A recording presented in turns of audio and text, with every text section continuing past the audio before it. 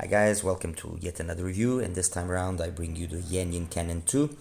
This is a updated or slightly revised version of the original Canon, which is a 1+4 hybrid that had tuning switches, and this one maintains those same tuning switches.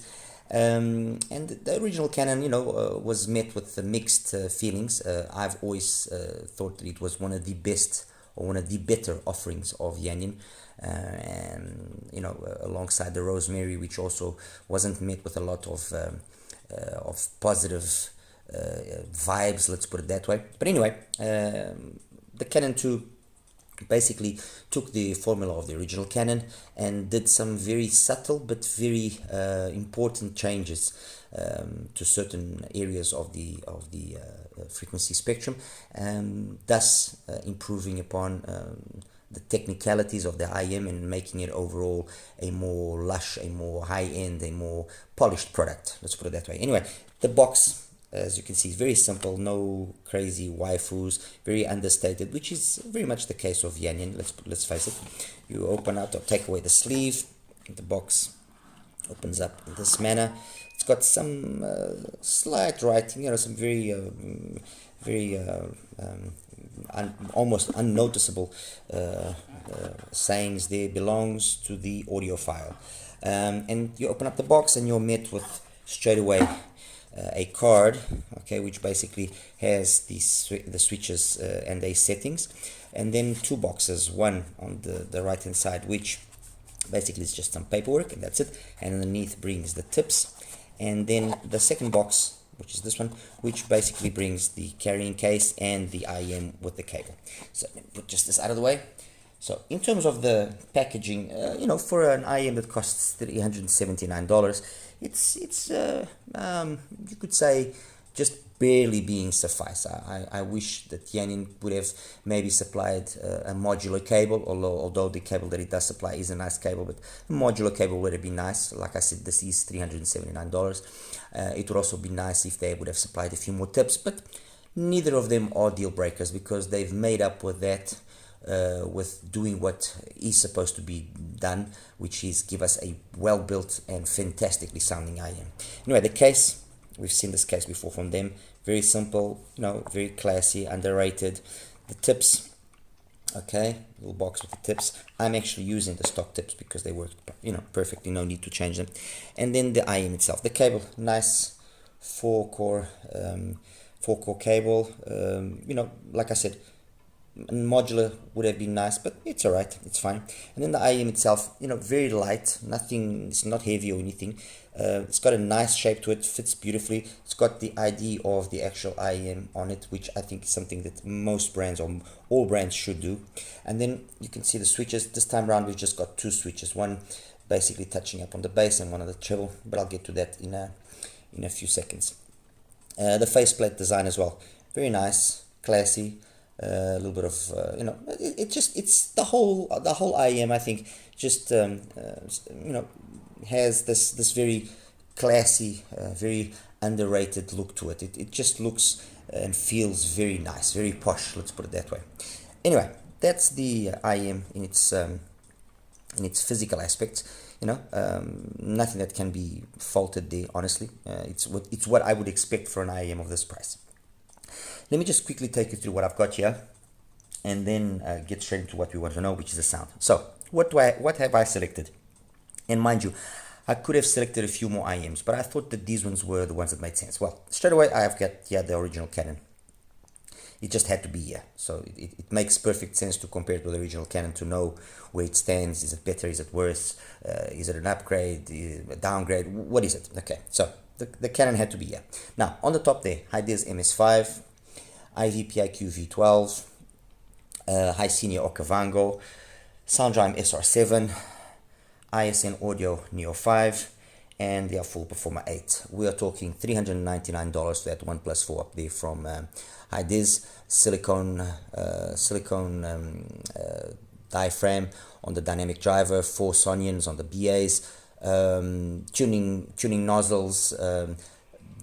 It offers a lot of versatility in terms of its tuning capabilities. Obviously not as easy or as quick as with the switches, but at the same time also more capable. And at least in the case of the MS5, those nozzles do change the sound, and changing the tips makes a tremendous difference. I've got it set up in the way that I preferred, which is with the base nozzle and the base tip. In that manner, I have the sound that I like and that I think that most people will probably like the MS5. The MS5 was a little bit criticized for having that area there of 6, 7, 8K be too energetic depending on what tip you chose. And you know, if it's not the base tip, okay, maybe you can get away with a balanced tip, but if any other tip is used, it's going to get a little bit too hot. And if you as well use the other nozzles, it definitely gets a little bit hot. I'm not going to deny that. But now with the base nozzle and with the base tip, what you get in terms of sound from the MS5 is pretty impressive. It's got this great bass. It's solid, you know, really punchy, got good depth. It has these very let's say relaxed mids that then kind of pick up in that transition from the mids to the upper mids with a little bit more energy, which, you know, can be, or for some, make the sound a little bit laid back, especially in the male vocals. But the reality is that I personally find the sound of the MS5 very engaging. You know, it's got that liveliness and that fun that it should have. It reminded me very much of the ISN, the H50. I could have had the H50 here as well, but I just thought, you know, I'm not going to bring out everything, otherwise we're going to be here for 2 hours, and that's not the idea. So overall, I thought that the MS5 was a very nice IEM. You know, if you spend time playing around with the tips and the nozzles and so on to find the combination that works best for you, you can get some impressive results from it. If there is anything that you can call, you know, $399, $400 is quite a bit of money.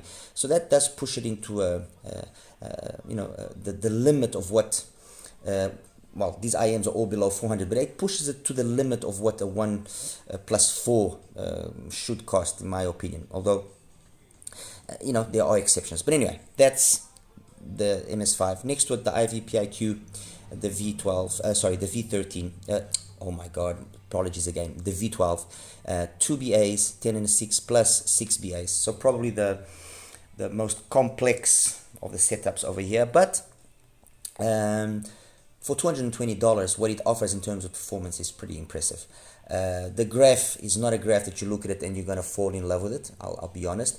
But when you hear it, you're quite surprised. It has got a sound which very much falls along the lines of the sound of the Okavango and of the sound drive, the SR7, with perhaps the biggest difference being maybe, just maybe on certain, well, on certain songs you do notice that the treble there is just a little bit more polished.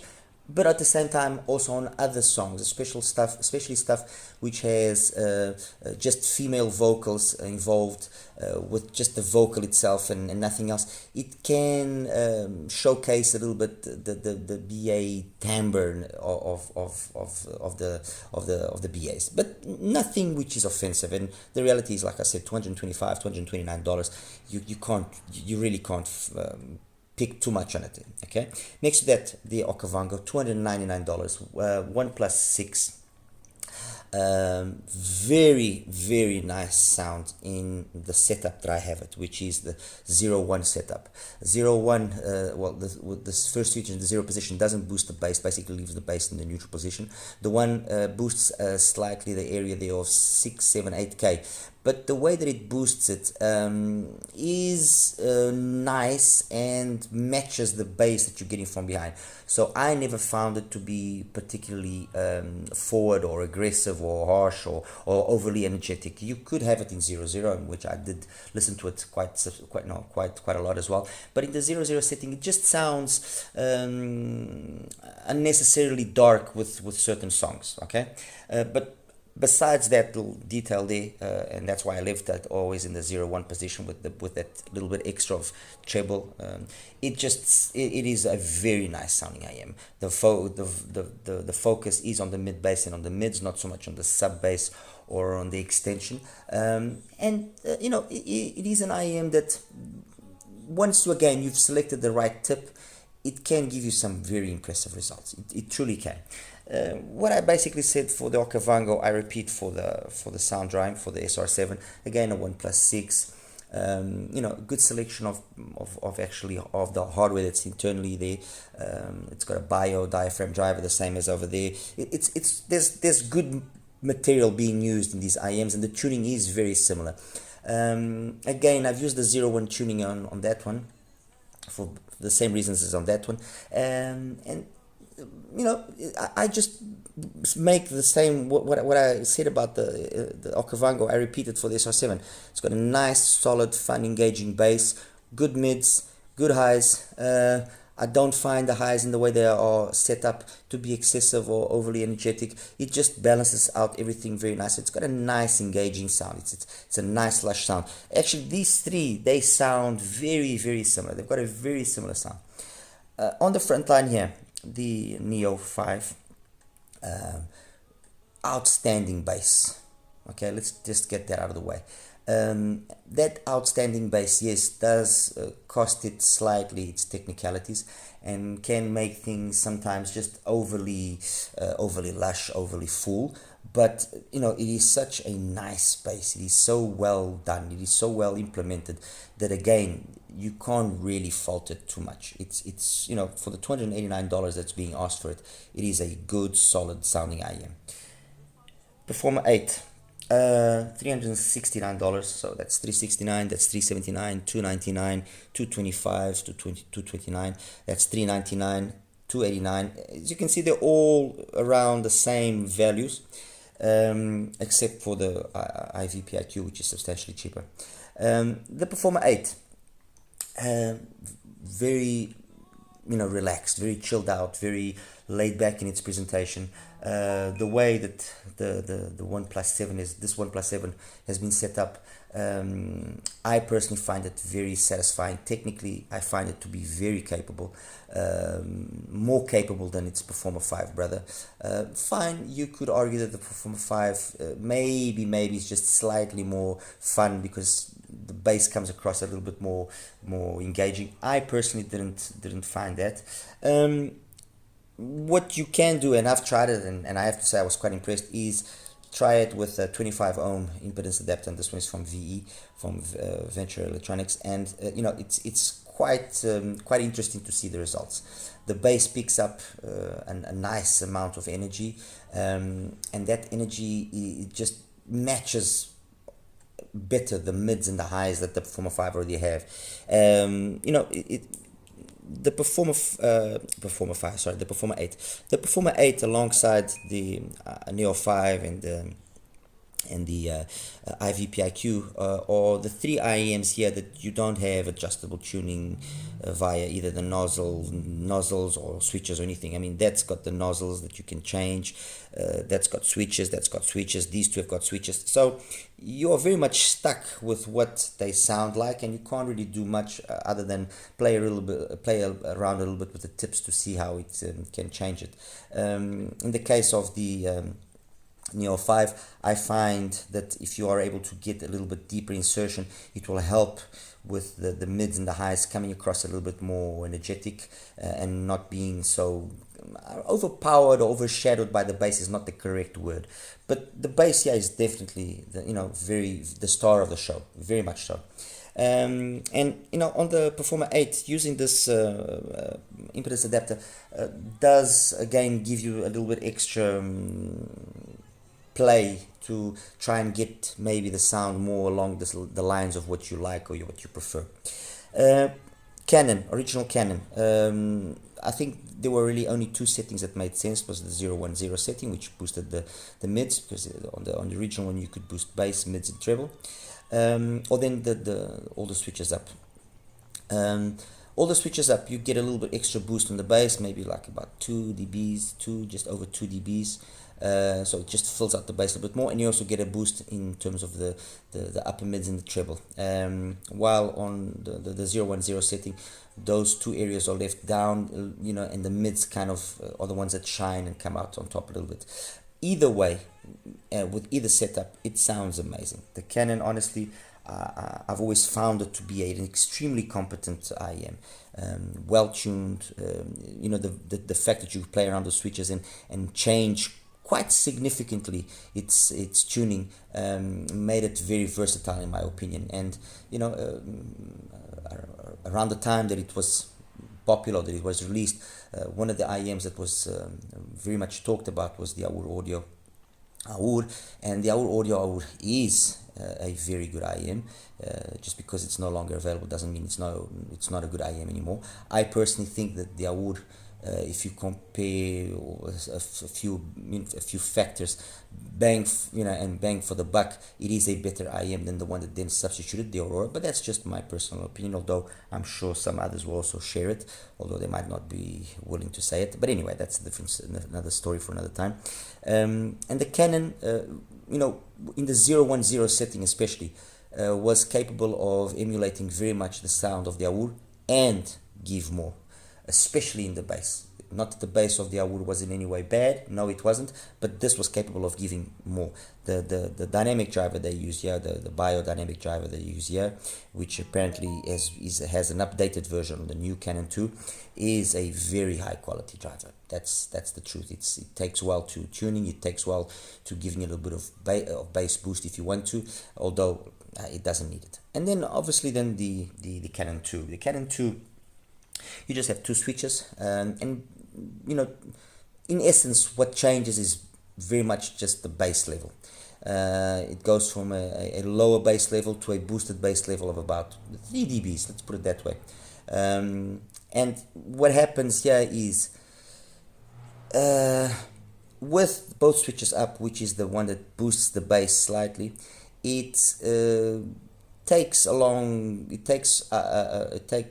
same route in terms of the tuning of the original Canon with all the switches up, but it improves in how linear the transition from the mids to the upper mids into the treble is. So that whole area there in this is way more plateaued, way more flatter, and smoother, and you notice it being more polished. And even though it's got more bass coming from behind as compared to the original Canon, it's not a huge amount, okay, but the combination makes for a much more let's say upscale sounding product. It is definitely a better sounding product. You don't, it doesn't take much to notice it. Honestly, it doesn't take much to notice it. If I put the original Canon in the 010 setting, I get a lot of that polish that I have in the sound on the Canon 2, but I also get it at the cost of the bass being slightly leaner, okay, not a lot, but it's slightly leaner, and I also get it at the cost of it somehow not scaling as well as it does scale when all the switches are on. When all the switches are on, for some reason which I just cannot understand, the Canon, the original Canon, scales very well, and you give it power and everything, you know, carries on very nicely, going up in intensity, in volume, in performance, you know, and everything maintains itself very balanced. When you have it in the 010 setting, for some reason, it just doesn't happen. It's not that the mids are now overemphasized or that the bass and the treble is now being downsized so much that, but it just doesn't scale as nice. Comparing the two, and to get these two out of the way straight away, if you have a Canon, is the Canon 2 an upgrade which is worth doing? I'll be honest with you, I don't think so. And why do I say that? Because, you know, chances are that if you've played around with this, you know what works here for you, and you know how to extract the best performance out of the Canon. And the Canon 2 is not really going to bring that much more, except for a little extra polish. And to justify going and spending $379 on an IM, which is in essence going to be similar sounding to something that you already have, it's a hard one to justify in my books. It's a tough one to justify. Now, if you are in the market of buying one Canon and you have the availability of the Canon or the Canon 2, which one should you go for? Canon 2, unquestionably. It's overall, like I said, a more polished product. It's a more mature sounding product than the original, okay? Not that this was lacking in its finesse or anything of the sort. No, it wasn't. But this is just more polished. It just sounds that'll extra bit more refined. Okay. Compare them to the other ones very briefly, and this is not so much to find who's a winner, who's a loser. No, just for you guys to understand how this positions itself. Compared to the MS5, it has the tuning switches, that has the tuning nozzles. Both are quite versatile in what you can do. Overall, in terms of the mids and the upper mids, the Canon is better than the MS5. It's got a more, it's not a question of being correct, because that one is also quite correct. It just sounds more satisfying in the way that the vocals come across, male and female vocals. So I would say that, if you have that, is this worth buying? Probably so. Probably I would say yes, it's worth buying. It's got enough going for it to justify its purchase. Okay. ivipQ V12. Based on the price alone, I would say V12. But price is not the only thing. Performance is also. And performance-wise, the Canon does again offer enough to justify its existence. The bass, especially the sub-bass below 60 hertz, if the few songs that do have energy down there, you notice that they have that extra presence that the V12 just, it's there, but it's more laid back. Okay, mids smoother, more detailed. Where does maybe that they have an ability to keep up as well in terms of the sound with the Canon 2. Upper mids and treble, I would say. Upper mids and treble on the V12 are pretty impressive, and especially considering the price. Okavango and SR7, I'm basically going to say these two at the same time because they are very, very similar sounding. I consider these side grades to each other. A little bit more mid bass there, a little bit more sub bass over here, a little bit more mids in the female vocals over there, a little bit smoother, more refined female vocals over here. Treble, good extension, but a little bit more brutish in the way that it comes forward, a little bit more splashy, although splash is not the best word for this. Here, more refined. Everything in the Canon 2 with regards to the upper mids and treble is very, very smooth. It's just very, but it's got at the same time a nice engaging energy. It's way more engaging than, for example, in the Performer 8, which everything is very smooth, but also makes it please mind you what I'm about to say. Comparatively, it makes it boring, but it's not. Compared here to the Neo 5, bass wise, the Neo 5 is better. That's the truth. The bass of the Neo 5 is more in quantity. In quality, it's about the same. It's just the quantity here which is quite impressive, and it's how the quantity scales and how the quantity maintains itself, always very, very capable. Okay, obviously the mids and the highs, although very well done, and probably if I was to look at the mids and highs by themselves and compare it to the Canon, I would say they are very much evenly matched. But it's the whole combination of everything that comes. It's just it comes across as a darker, slightly darker sounding IEM. Is it a worthwhile IEM to purchase? If you have the Neo 5, does it make sense to buy the Canon? I would say, if you like the sound of this, the Canon isn't really going to bring anything extra to the equation. If on the other hand you like the bassy sound of the Canon, but at the same time you occasionally feel like having a little bit less bass and a little bit more detail up top, then yes, the Canon would make sense. Okay, but I would say these two are probably side grades, and not really one is better than the other. Okay, and finally the Performer 8. The Performer 8, it's smooth, it's relaxed. It's probably, out of all of the IEMs here, it will probably be the more audiophile one, the one where everything is being attempted to be the smoothest, the most correct, without any coloration or anything of the sort.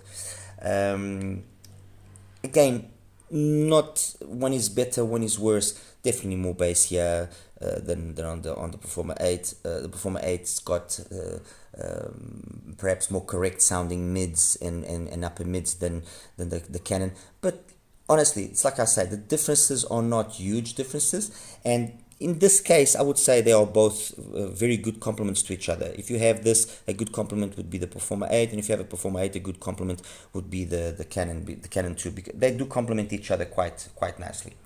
The other thing I just wanted to mention quickly before I let you go is with regards to the technicalities of the Canon 2. Wide, tall, deep soundstage. Very, very good in terms of its soundstage capabilities. More so if I actually have it in the 0.0 setting than in the 1.1 setting. But I just like the 1.1 setting. It just makes it a hell of a lot more fun to listen to. It's not that it's a lot more bassier than the 0.0 setting, but it just sounds more old school, more organic, and I like it that way. Imaging, very, very good imaging for the price, honestly, it was doing imaging and positioning things in a way that I was not expecting. Not that the imaging in the Canon, the original Canon, wasn't good, but okay, it was fine. Good for the price, adequate, but technically, I think here is where you see those subtle changes that they've done in the response of the Canon 2 show themselves. Better soundstage, definitely. Better imaging. Detailed retrieval as well is better. Timbre and tonality more correct. Technically, there lies the main upgrade between these two. Not so much in terms of the frequency response and how they do things with the switches, but it's how technically now this has become a much more mature IM, a much more upscale IM. You could almost, I'm not going to almost say it, I'm going to say it. This for me, the Canon 2 for me, is a better IM than the Rosemary, for example. It is a better IM than the Rosemary. And were it not for the fact that the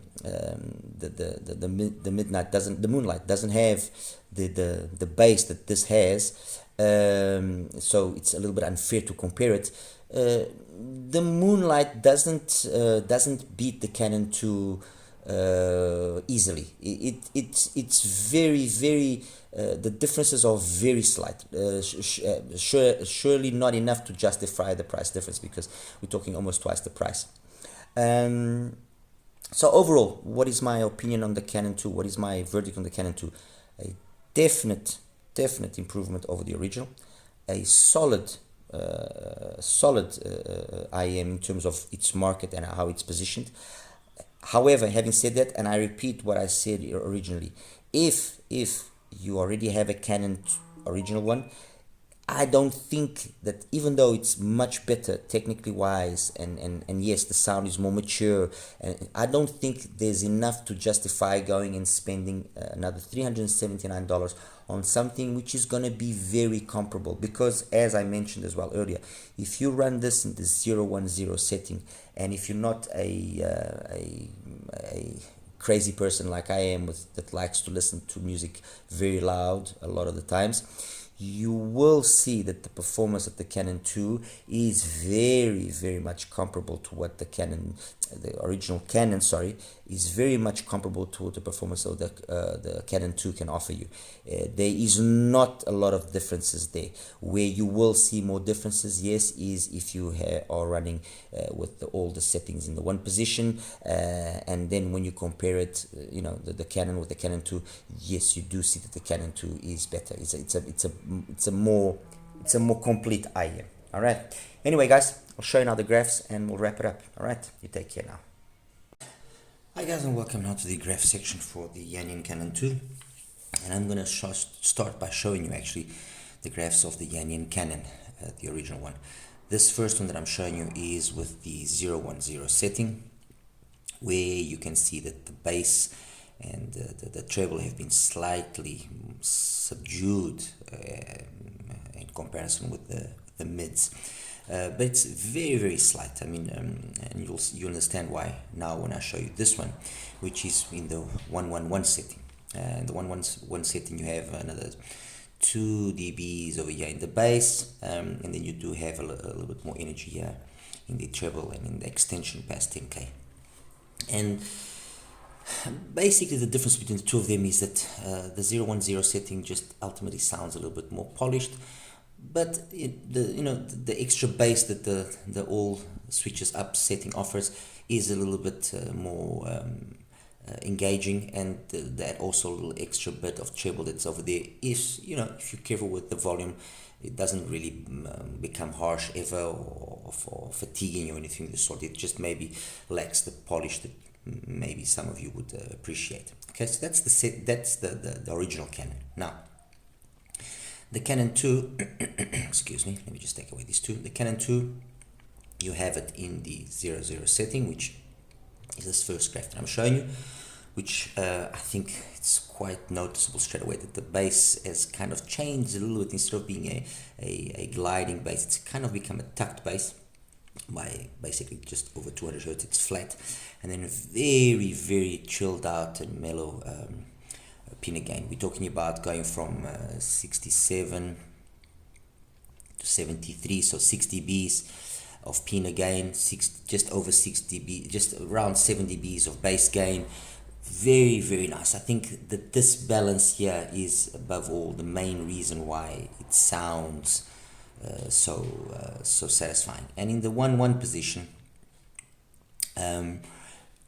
you have a little bit extra bass. The treble maintains itself. So, and the interesting thing is, if you actually then go and measure it again in terms of what's the gain on one side and the gain on the other, it goes from 67 again to 70, just over 73 and 76. So you got a little bit more gain in the bass. You got that, it goes from 7 to 9 dB of gain in the bass. You know, because the majority of that is below 100 hertz, I didn't really find that it was being detrimental to the way that the Canon 2 comes across, and I thought that the balance was very much maintained as on the 00 setting. Okay, but ultimately, look, it's a question of you just listening to them, and although technically you could argue that the 00 setting of the Canon 2 is maybe just a little bit more correct, they are very, very, very similar sounding. The differences are differences that you would only pick up under very ideal conditions and in specific songs. It's and again, this is based on the unit that I have. I've seen some graphs of Canon 2s done by other reviewers, and the differences in the different settings were quite monumental, to say the least. My one, this is how it's graphing from one setting to the other.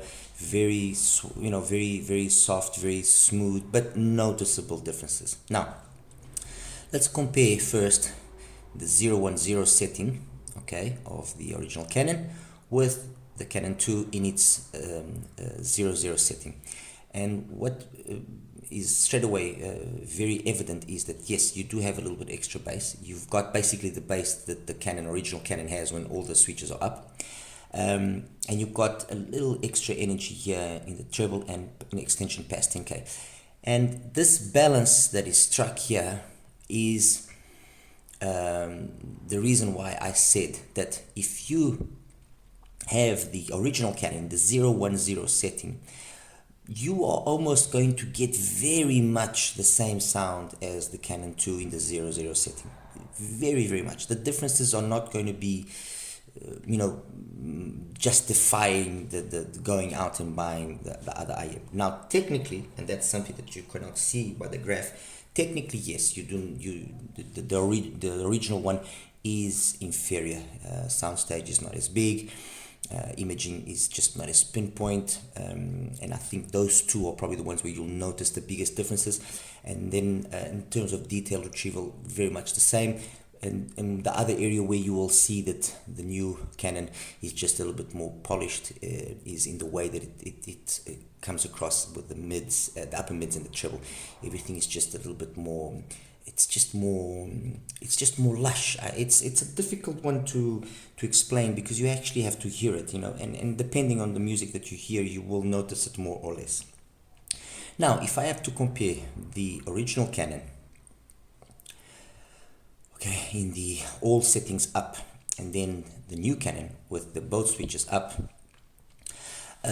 what you notice once again is that yes, the original one has got more bass, but the original, the new one has got more bass, which is the top graph. So the Canon 2's got slightly more bass than the original Canon with the settings all up.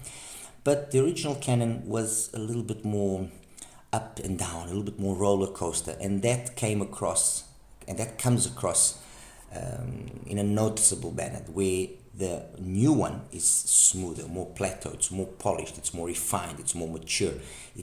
It just sounds overall more composed.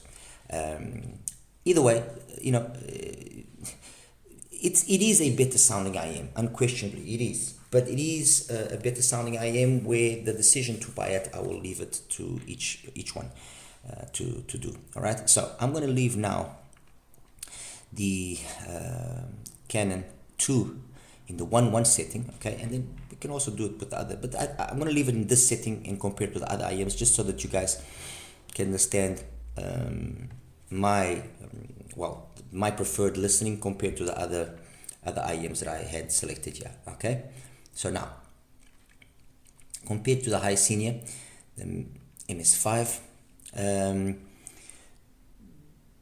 it's not in the bass that, funny enough, you actually see the difference. It's in this area here of the mids to upper mids. The Canon's just got more information up there, and that more information translates as well to a little bit extra more detail, a little bit extra crispness across the upper mids and the treble. Funny enough, if I use the balance tips, sorry about that, let me just make sure that I'm saying, no, it's not that one, sorry, my apologies. If I use the balance tip, where is it now, no, sorry, yeah, this one, the last one. If I use the balance tip with the bass nozzle, I do get that extra energy there, which can be a bit of an issue for some people, which does help with making the MS5 have about the same equal amount of, let's say, twinklies and sparklies as the Canon 2, but they just are not of the same quality somehow. And it's strange because, you know, it is Sony and BAs that are being used there, and that's something that I just can also not understand. Again, you do have that area here of the mids and the upper mids being a little bit more recessed, which can make the vocals sound a little bit more, you know, laid back, and that's why ultimately I just preferred using the setting where I had the same kind of laid back mids and so on and so forth, but I didn't have the unpolishedness of the upper mids and treble that the one with the balance tip does seem to bring out. Funny enough, in terms of the soundstage and the imaging, the MS5 does have a pretty impressive soundstage and imaging. So that's the MS5 there. Now, next one I'm going to show you is the Okavango, and I'm going to start by showing you. Actually, let me just do one thing. Let me show you the Okavango first. So that's the 0.1 setting, and that's the Okavango in the 0.0 setting. As you can see, they're basically the same. It's just this energy here that changes. And, you know, although you could say, okay, well, let's compare the 0.0 setting with the Canon 2, and you can see that they are uncannily equal. The truth is, the Canon 2 sounds more open, more live, okay, than the Okavango, especially in the treble and in the extension past 10K. And thus, for me to get the same sort of presentation, I have to use the Okavango, but in the 0.1 setting, okay, this setting, which then does give me that extra boost that I needed to make things sound a little bit more live. The problem with that is that then it also runs the risk of not being as polished up top when you start increasing the volume. So, you know, overall, the Canon 2 just does things better. That's all. You know, it does things in a more refined manner. Let's put it that way, and let's leave it at that. What I said about, my apologies, what I said about the Okavango, basically I repeat and apply to the Soundrime SR7. The SR7, let me just show you here. Yes, this one, 8. number 8. SR7, you notice that it has a little bit less bass, and you know, a little bit less energy here as well, but it's somehow, and I think it's down to the fact that there's also less bass present, it just balances itself out nicer than the Okavango and doesn't sound as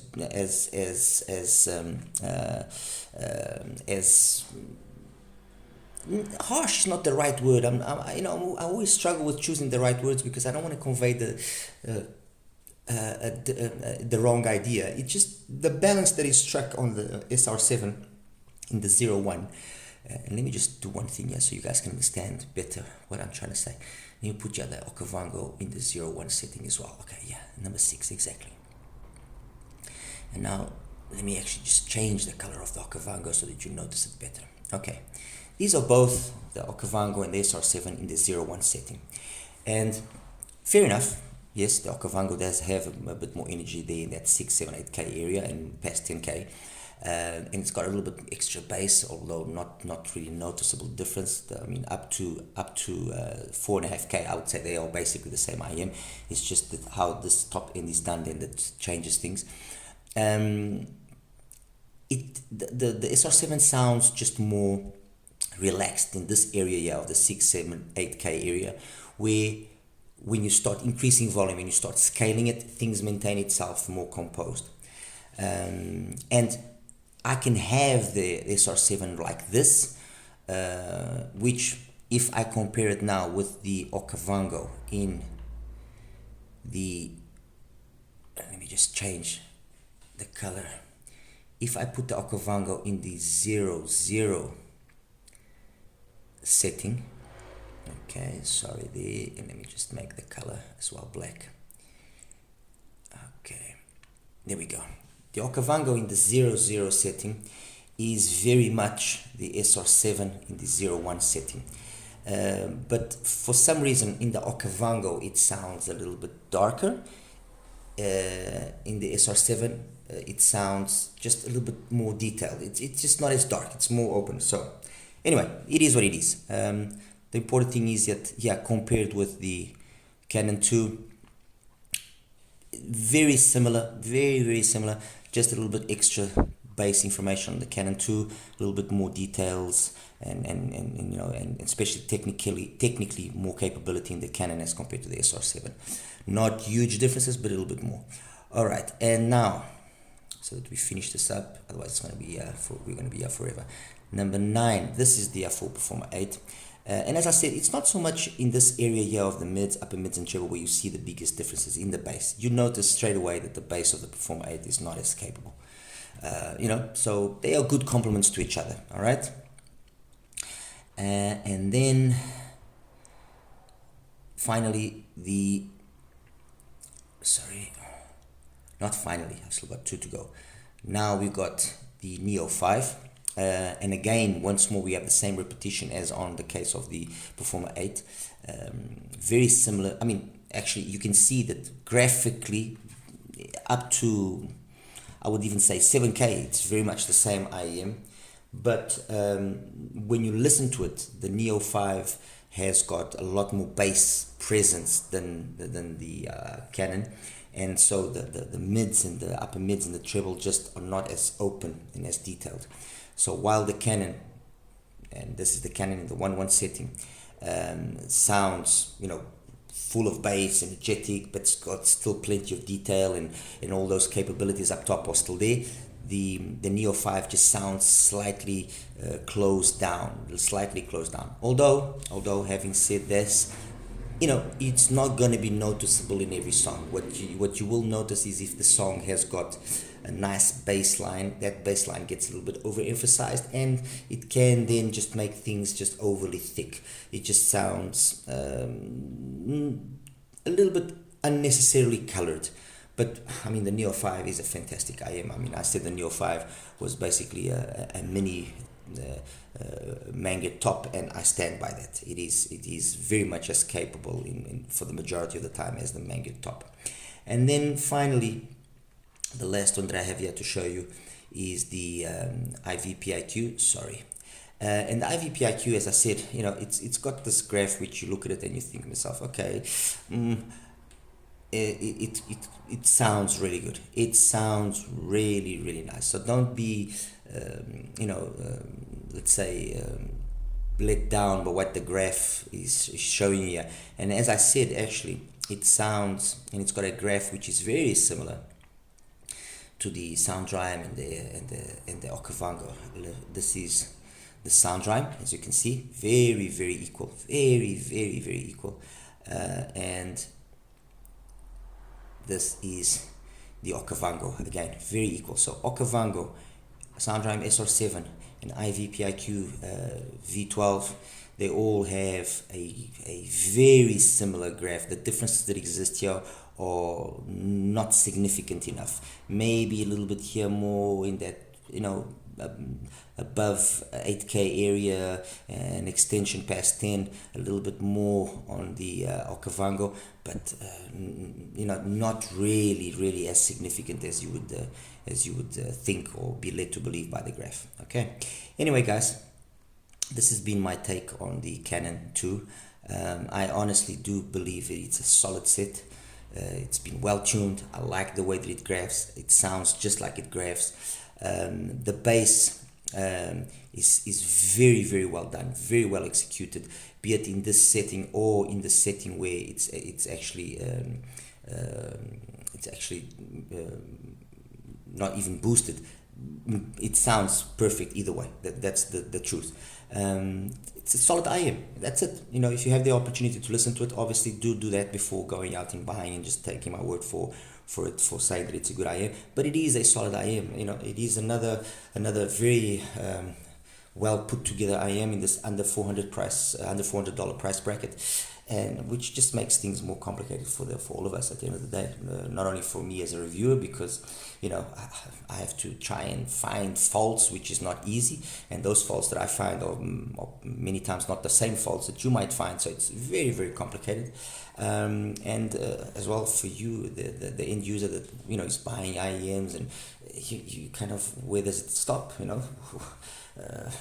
Is there enough in a particular IM to justify its purchase over another IM? It's becoming a very, very tough market, very, very tough. The level and the quality of the products is very good. It's very high. There's a ton of them. A lot of them sound very similar, and it's a tough one. It's really a tough one. Anyway, guys, that's it. Take care. See you in the next one, and don't forget to like and subscribe. Bye bye.